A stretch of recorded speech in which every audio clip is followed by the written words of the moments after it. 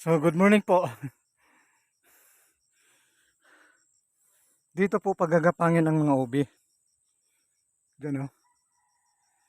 Nilinis ko muna kasi hindi natapos nung nakaraan eh. Yan, dito po yung wire. Yan po. Ubi po, hindi gabi. Ubi. Ubi na deep purple. Yan, purple po siya. So, pinatubo ko na po siya doon sa kabila. Ang ginawa ko, nilagay ko sa yero na may mga uhot. Mga patay na mga dahon ng palay. Mga ashes, abo. Parang hindi po bumaon sa lupa kasi binhi nga eh. Kaya may yero. Ito po yun, oh.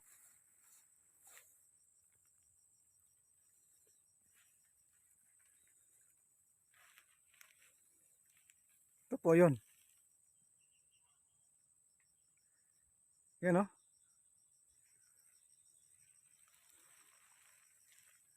Ubi na purple. Ubi na violet.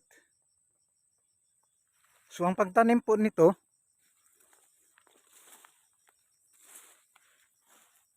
hindi po sa puno.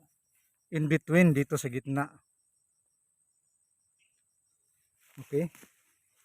Sa bawat gitna, isang buto.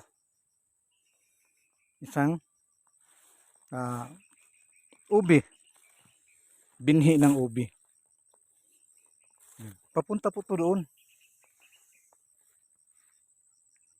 Yan, oh. Hanggang doon sa may niyog na putol. At saka yung isa, mayroon pa doon. So, yun po. Sa ngayon, mayroon akong mga dala ditong mga bagong mga medium. Na kung saan, ibabaon na ito mamaya.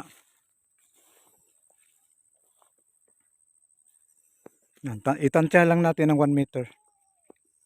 Dalawang hakbang yan eh. 1 meter yan eh. Yan.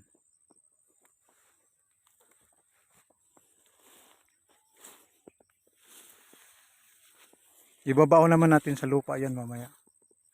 Meron akong dalang pala.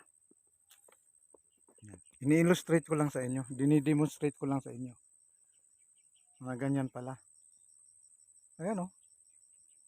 So, linya na siya.